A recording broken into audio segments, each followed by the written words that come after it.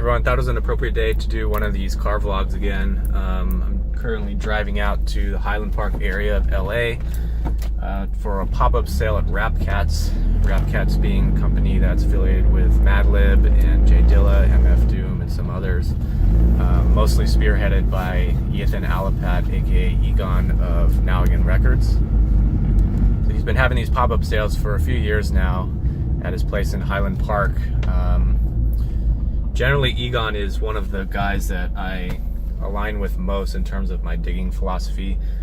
Both him and his label, he's one of the most well-regarded diggers, I'd say, in the world. His collection goes, deep from all over the world, heavy into Brazilian, African, funk music. He just has a giant history with digging and just being super knowledgeable about many genres of music, as well as having one of the rarest collections I think I've ever seen. But he's been hosting these pop-up sales at his store in Highland Park, usually with some high-profile guys. DJ Shadow's had some sales there. Sometimes they'll sell off collections of musicians. Phil Ranelin was one. They sold his record collection recently. They had one with Mr. Bongo from the UK. Generally themed record sales that a lot of LA diggers go out and line up in order to get some of the coolest records that you can rarely find. Today's pop-up sales from Groove Merchant Records, which is a San Francisco record store. I'm not sure how long they've been around, but they're definitely one of those stores that also really aligns with diggers who try to look for really obscure and just cool, forgotten things. I was actually in San Francisco a few weeks ago, and that was my obviously #1 store to try and hit when I was up there, and I went on a Sunday, and unfortunately it was closed.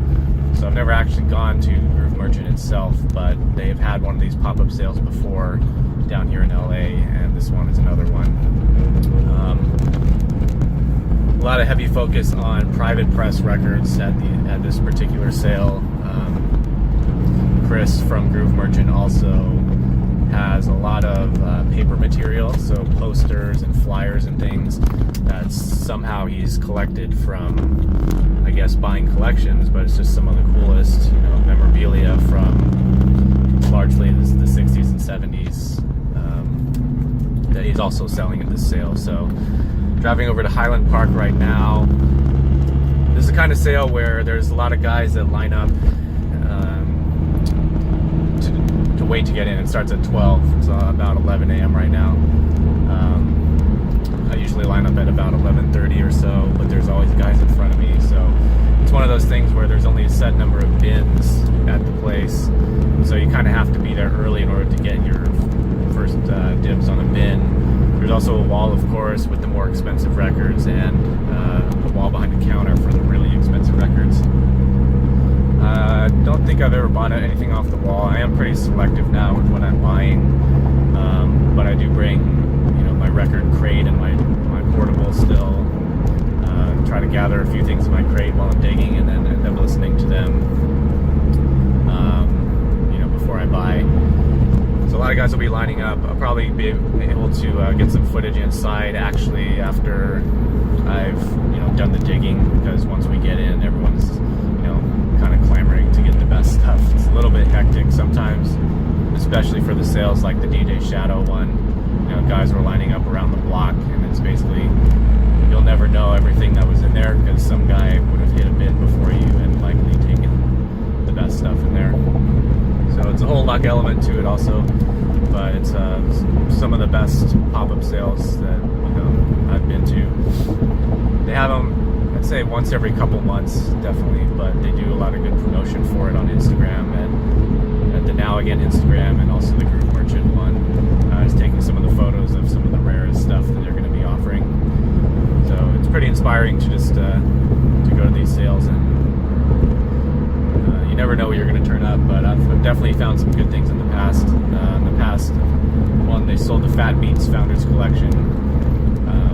It's a famous hip-hop label and distributor. Pulled out a couple of the Beatnuts instrumentals from that sale. They were $5 each. That's a $400 record, and I flipped one of them for $400. So there are a few anomalies like that, generally they'll know how to price stuff and they know it's rare and know what to put on the wall. But there have been a few cases where something got overlooked and I was able to grab it for really cheap. So it's those kind of things that you're hoping for. So anyway, headed up there right now. Probably get some footage of the outside of the store as guys are lined up, and then on the inside once I've done the digging as well, to show you guys what I dig up today. So stay tuned. Here's the flyer here, kind of giving a summary of what this sale's about.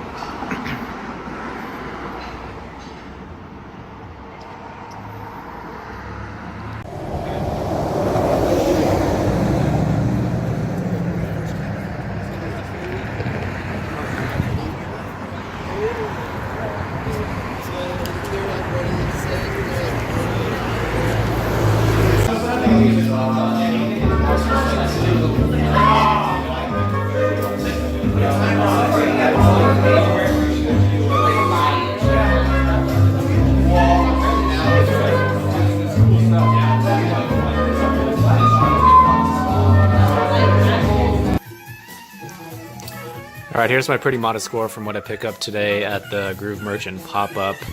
I almost thought I wasn't going to walk away with anything. I went through at least 2 or 3 rounds of pulling out records from the bins and listening to them on my turntable, only to find that I wasn't feeling it, or that, you know, they were selling online for way less than what they were asking, which is kind of one of my criteria, you know, when I'm buying stuff. Even if a record's really dope, if I see that it's selling for a lot less online, then I'll tend to put it back. Also, a lot of cases of pulling out stuff with really cool artwork and looked like it'd be really good, only to find that the music itself was not that great. Of course, a lot of really dope stuff on the walls, the higher end records, but generally those were going for, you know, market price as expected. So I wasn't really, you know, in it to spend hundreds on records, although I have in the past of these pop-up sales.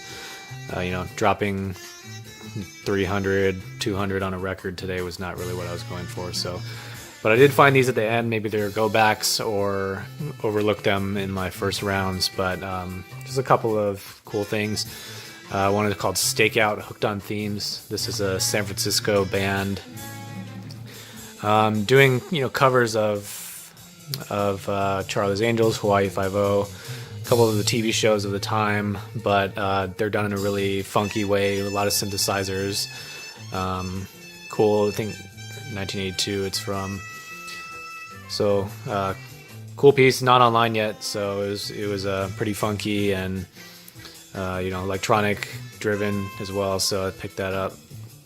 Probably have a few clips of that online in a bit.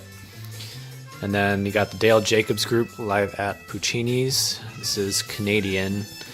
You're listening to this in the background right now.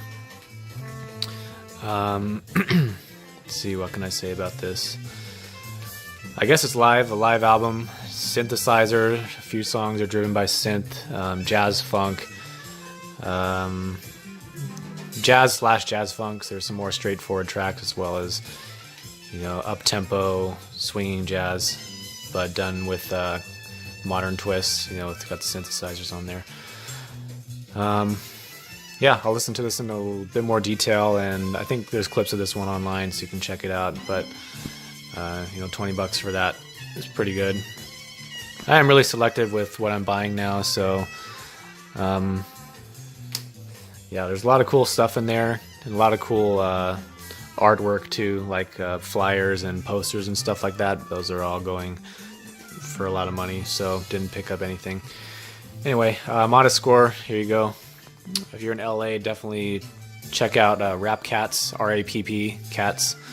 They're doing these pop-up sales every month or 2 months or so, and they're always very solid if you're a digger like myself who wants to get stuff that you're gonna be hard-pressed to find at, you know, your average record store. So there you go, that's my score for today.